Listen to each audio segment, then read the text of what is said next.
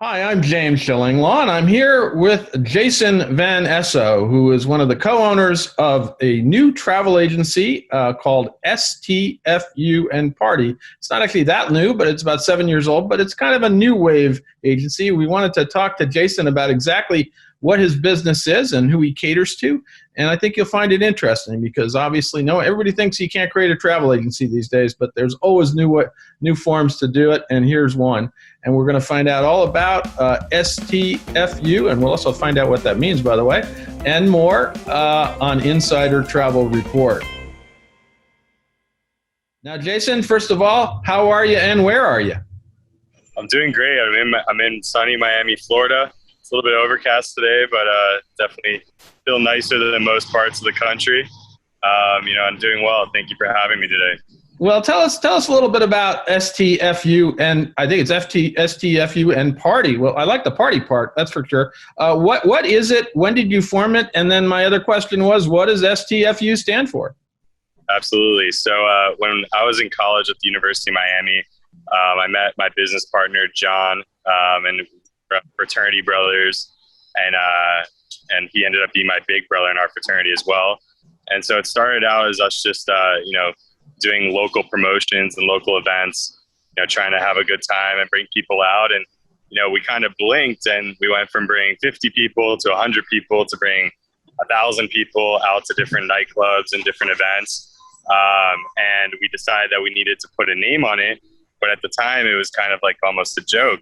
We never thought that the event company would really grow into anything. So We all used to laugh when we would be out. People would try to talk business with us because we were these young guys who were bringing like 2,000 people to the mega clubs in Miami. And, basically, we always used to joke like STFU and Party, like we don't want to talk. We just want to have a good time. That's kind of how the name came about. But, my mom, who had a lot of free time on her hands over the past couple of years thinking about what it could stand for, came up with Safe Travel for Universities. But the initial intention and kind of the intention that we go with is, actually STFU, which means Party. There you go. I like that one better, actually. I tell you something, if I had thought about way back when in my ancient college years, I could have done that too. I mean, we used to put on 1,000-person parties. That was kind of cool. But you actually did it, and now you created a business for it, right? Yeah, exactly. So it was just like the events got so big, and then people were like, hey, where can we go on this trip? Can you help us plan this? And it kind of just developed into, instead of events, we just really like travel a lot more. So we stopped doing the events and focused fully on trips, and that's really the short story to the long, 7 years. Let's talk a little bit about your background. I mean, obviously you met your business partner in college, but you also have a bit of a sort of events background. I understand you used to work for a nightclub developer named Dave Grootman, right? And you've done some other things in that fashion. So that's where you kind of learned the trade, right? Yeah, absolutely. So I was doing the travel and events on my own for 4 years in college. I was actually a pre-med biomedical engineer in college, so I was going to become a doctor.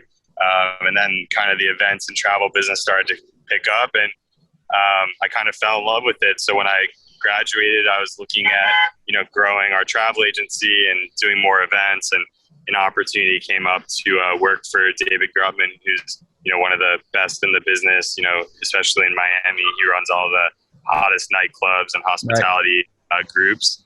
Venues down here, especially a lot of special events as well.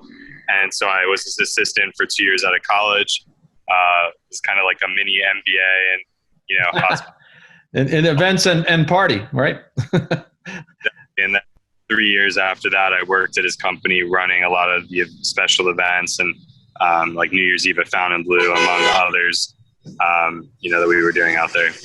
No, that's very interesting, and that got your experience there. Now, let's talk about that. You said that you wanted to sell destinations more, and so what are the destinations that you do sell? I know the trips that I've seen on the website are more focused on maybe Vegas, maybe Miami, Bimini, things like that, right? Yeah, absolutely. I mean, so our goal is really to provide value in places that it's sometimes challenging, So if you're not, a celebrity or a high roller and you go to a place like Miami or Vegas, it can sometimes be intimidating. And so what we're looking to do is to leverage our relationships to make these destinations more accessible for people that are in the know.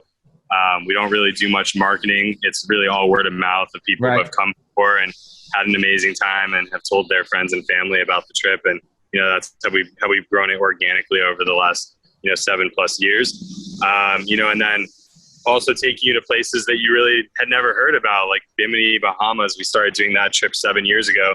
There was no hotel there at the time. We rented a cruise ship and a bunch of the villas on the island, and through events there before there was anything there. And now, you look at the development that's going in. Virgin Cruise Lines is about to sit there. It's about to become probably like the next Ibiza of like the U.S. It's just a 15-minute flight by seaplane away from Miami, 50 miles away, part of the Bahamas, beautiful island. So, we're always looking for the next hottest thing that people just don't know about that we can get hands on and kind of like, make it cool and put it on the map. In addition to those destinations that are already on the map, but, maybe you would go to those places and not have as great of an experience if you didn't have us planning it for you. Now, would you go beyond? Would you start thinking about selling, for Ibiza or something like that? Would you look at those things?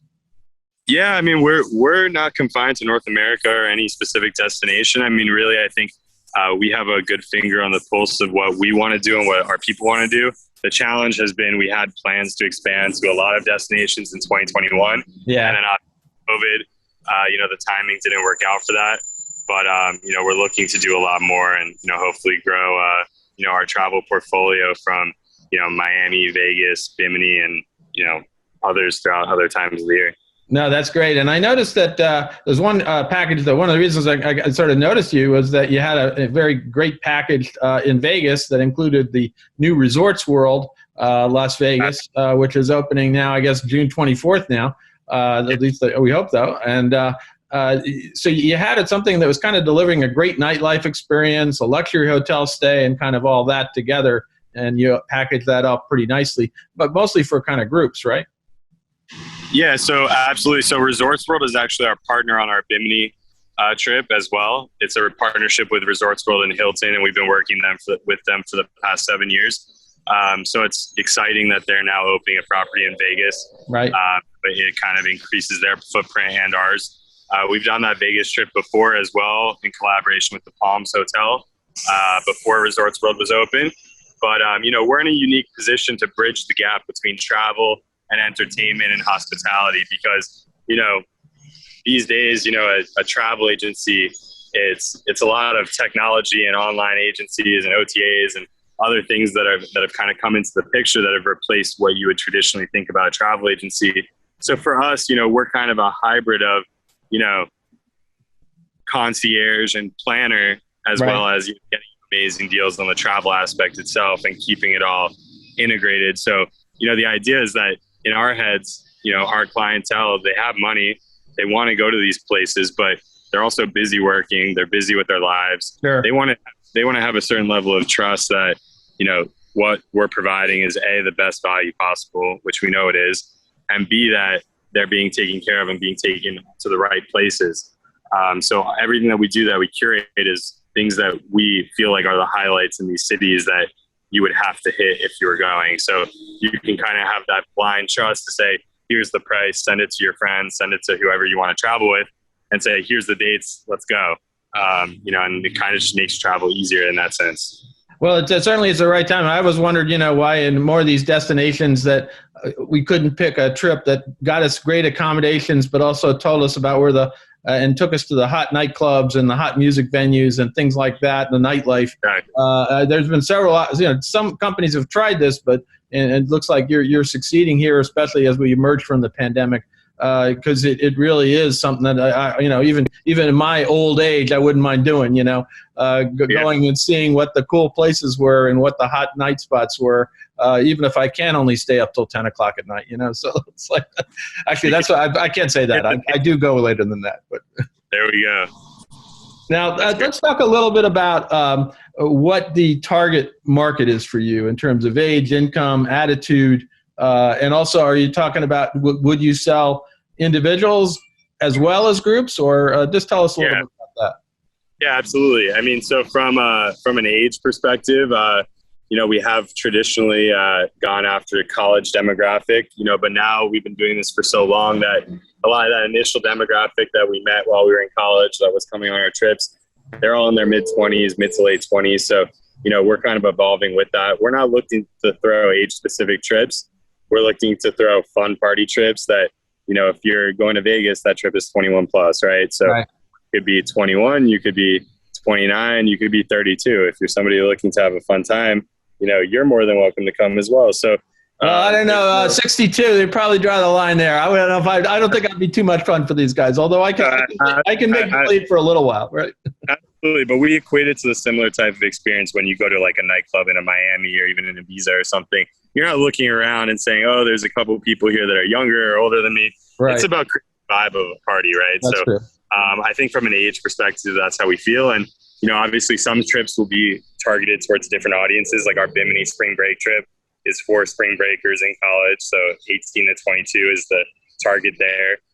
But as we grow the company, the goal is to keep the quality up. We have a really great crowd that we started with, and we've continued to grow with that crowd. And what I mean by that is just people that are looking to have a great time. And when you have people that travel for a common purpose, whether it's yoga or surfing or partying or whatever it might be, it just ends up being a much better time because people share similar interests. So, that's kind of what we've been able to create from a culture standpoint through our marketing. And, I think that from a Bimini spring break trip, for instance, we have over 100 plus schools that attend from all over the country. So we're not confined to a specific geographical area. And we're definitely not confined to any other characteristics besides just if you're in the know, you're in the know, and we're happy to give you a great deal and have you come party with us. Well, that's the kind of thing that we're talking about. That one of the things you say or said in the release is you're kind of focused on customized itineraries to suit any group's needs, offering competitive rates, and of course VIP access when possible. Tell us a little bit about that whole philosophy. Yeah, so I think that why we've put such a heavy emphasis on groups and group travel is that it's really difficult, even just as a group of like 15 or 20 people, as the organizer to go and figure out, okay, this is where we're going to go. This is what we're going to do. These are the dates we're going to go. This is how much it's going to cost. Let me go and tell everybody, make sure that everybody's in agreement with everything that I've laid out. Then you got to go and collect their info and their money. And it's a whole to-do for somebody trying to organize something, even for a small group, right? So we're obviously going after individuals as well, but what we've created is an actual booking platform where we can now handle groups of any size, give them a code where that we could room them together, take care of them with a group discount. And then, on a by room basis, like I could invite you to join my room and I would only have to pay my share of the price. And I could send you an email and you'll have 7 days to pay your share. And once everybody in the room has paid, then we confirm the room. And we have payment plans in addition to the split payment. So not only can I, if it's a $2,000 total overall package, not only can I pay only $500 if I'm in a room of 4, but I can now split that over 4 months and pay $125 to lock it in. So it makes it a lot easier from a group standpoint to say, here's the dates, here's the itinerary, it's already planned out for us, here's the link to book, here's our code. And as the group organizer, you don't have to do anything beyond that. So we're really streamlining just the actual, mechanism to convince people and to book people. And it's worked really well just because nobody else is doing that, right? Like even from Hilton or Marriott or Expedia, nobody is allowing people to split payments and to customize, their package on payment plans and, all of this. So I really do think what we're doing is revolutionary from that perspective. And it's just about, continuing to grow the destinations and the concept. Right. No, absolutely. And that I was going to ask you about that. That payment plan thing is a unique thing. So what size groups are we talking about from what to what? We've handled groups up to 500 coming from a specific university or specific city, all the way down to groups of 4 people, right? So, but we get groups ranging, I would say the most common group is anywhere from 30 to 50, and we handle hundreds of those types of groups throughout the year. And it just makes it easier for somebody who's in charge of a group to be like, hey, here's an actual booking mechanism versus me having to go ahead and, go and buy a hotel room and figure out, okay, this is what everybody needs to pay me and go and collect their money. And it's just a lot to do that on an individual basis. No, I hear you. That sounds like it's a great system. Now you mentioned earlier about the effect of the pandemic. How have you dealt with that in the last year?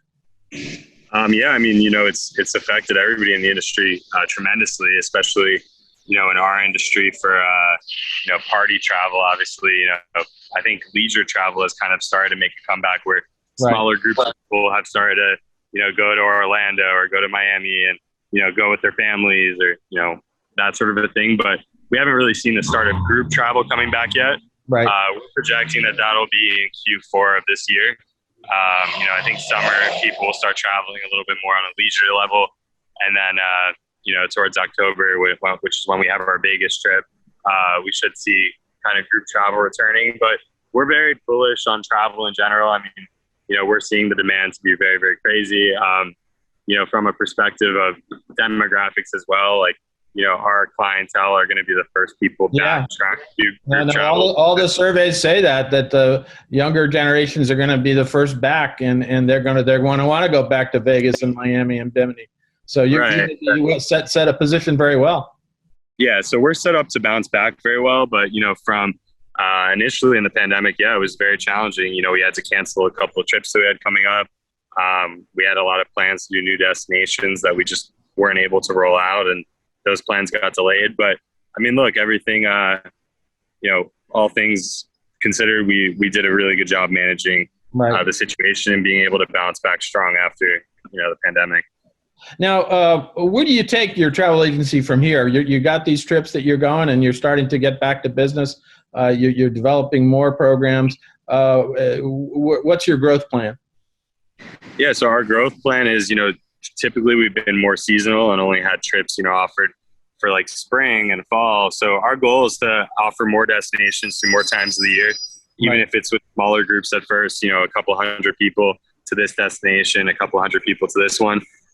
As we grow more destinations, there's more times of the year to travel with us. There's more opportunities, to see the concept and to market it. And I think that, we just are pros at doing it at a very high level, at a very fair price point, and also at a very, luxurious, we try to provide accommodations that we would want to stay at ourselves, Sure. So I think that combination of things are setting us up for success, and we're not really worried about growing to be like doing hundreds of thousands of people a year. We're more focused on being like the premium options for group travel of people that want to party.